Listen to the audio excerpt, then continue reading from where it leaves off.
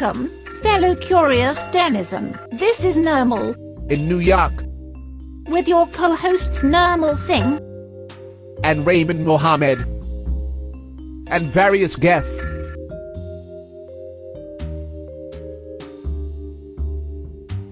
We will be taking you on a journey to restaurants, shops, museums, historic buildings, and many other simply fascinating places in New York City, and quite possibly beyond.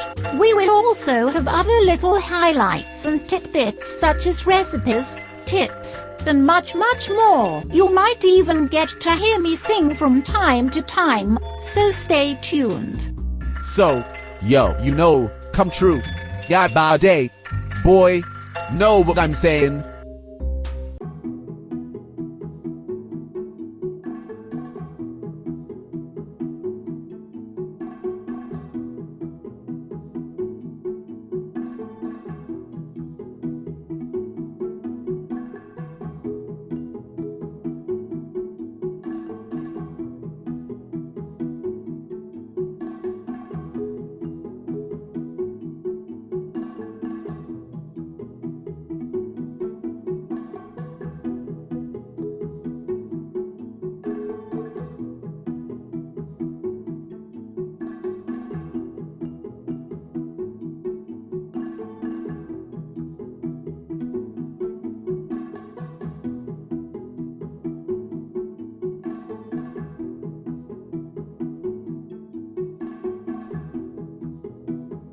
Hello everyone. Welcome. This is Nirmal in New York. Today's journey takes us to Forest Park.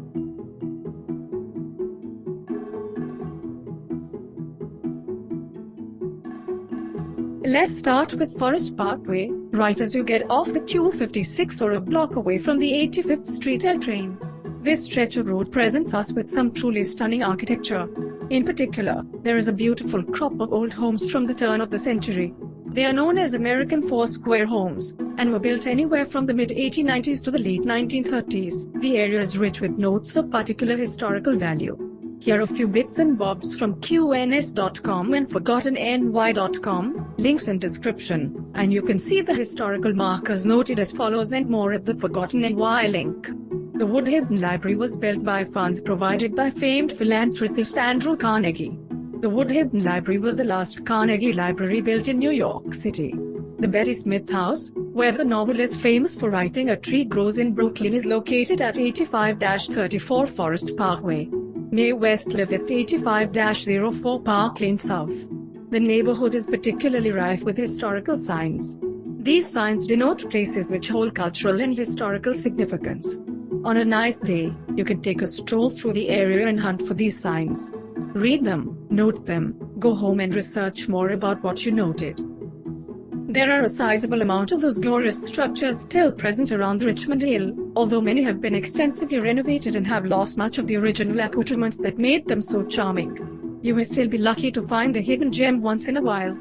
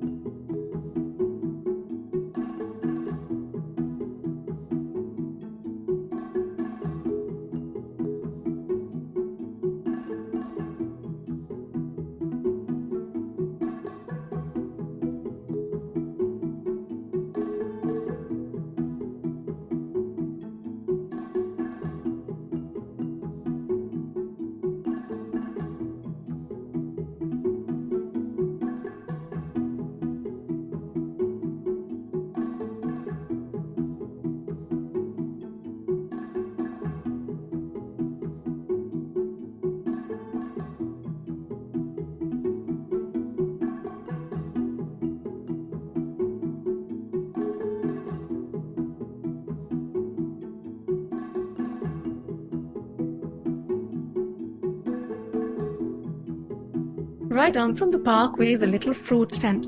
I believe it's run by Bangladeshi folks. They have a variety of desi groceries, various produce, and more. The real showstopper here is the cat. I walked in and was looking around. All of a sudden, a cat came walking up to me and then ran off. I put my hand out and the cat started to come back.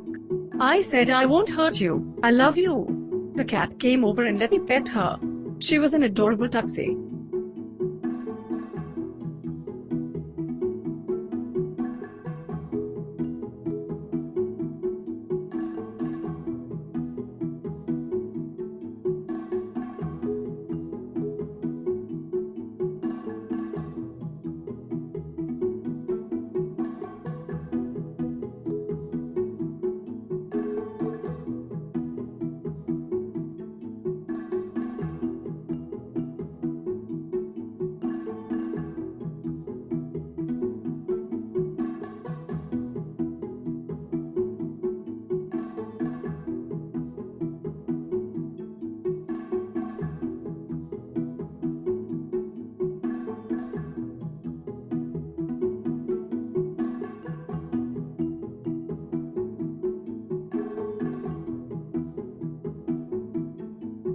A little up from here on Jamaica Avenue is an old school pizzeria called Sal's. It's run by a cantankerous old school Italian-American fella. According to him, the place has been in business for 65 years. They make a pizza called a grandma slice, which is basically a thinner crusted version of a Sicilian.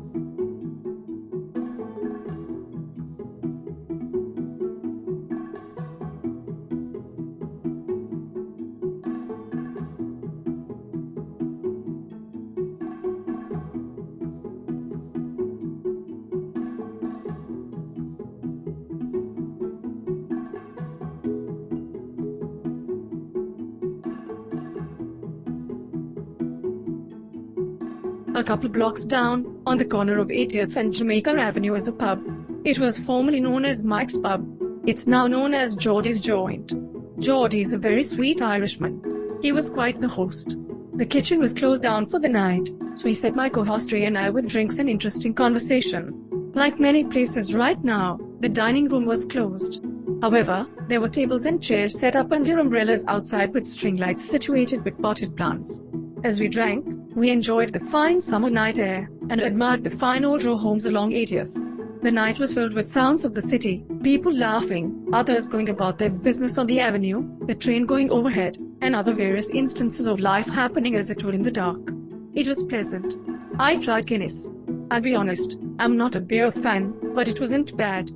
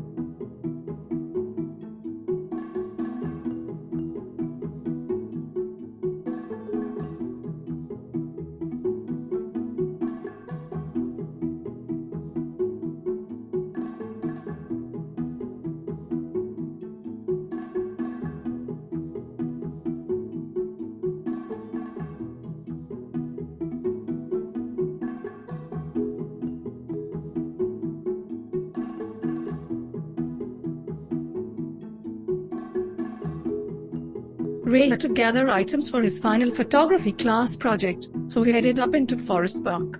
There are several nice paths you can follow to stretch your legs. If you venture off the paths, you will discover a lovely urban forestry area with more natural paths. There are all sorts of plants, rocks, and other bits of nature. It reminded me of walks I used to take with my grandfather. I'll be honest in saying that until this time, I hadn't really bothered to venture over this way too often. I'm quite glad now that I had. It inspired me to get out and start documenting various areas of interest, and Dan's quiet time stories inspired the video revamps.